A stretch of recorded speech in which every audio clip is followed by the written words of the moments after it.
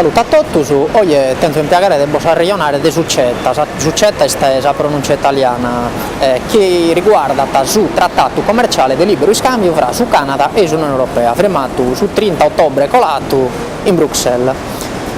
È stato un grande traguardo che praticamente i analisti prevedono che aumentare il volume del traffico a livello commerciale da su 20%.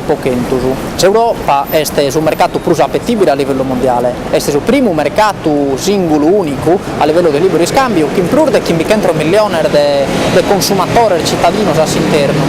Non sono mancato però las protestas esas prazas da parte dei cittadini e da parte delle cancellerie europee che a metà non sono contenti di questo trattato che è stato firmato qui in casi pensate che potete non rispettare determinati fattori come potete essere ad esempio l'ambiente.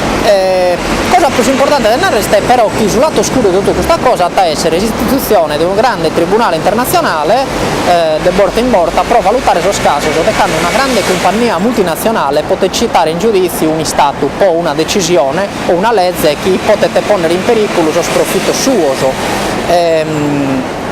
Come potete essere ad esempio uno Stato che decide di bandire la produzione di una determinata cosa che non è salutare e la compagnia che ti produce questa cosa all'interno del Stato lo cita in giudizio demandando sordannoso.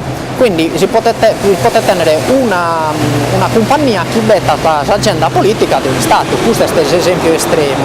Il grande problema è che però i tempi succediti come sul patto è stato firmato, ma manca la ratifica di 11 Parlamenti che all'interno dell'Unione Europea sono 28 in totale, 27 se abbiamo la Gran Bretagna. Quindi la partita non è finita, in gennaio hanno cominciato sugli Stati regionali il domissoro per quanto riguarda la ratifica e 11 Stati hanno presentare emendamenti su cosa non è d'accordo e cosa non è d'accordo.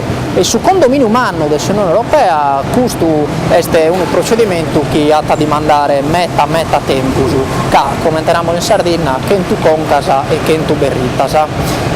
Però come io vi saluto sperando che non si chieda a sentire sul blog da Londra è stato Maurizio Carta. Grazie.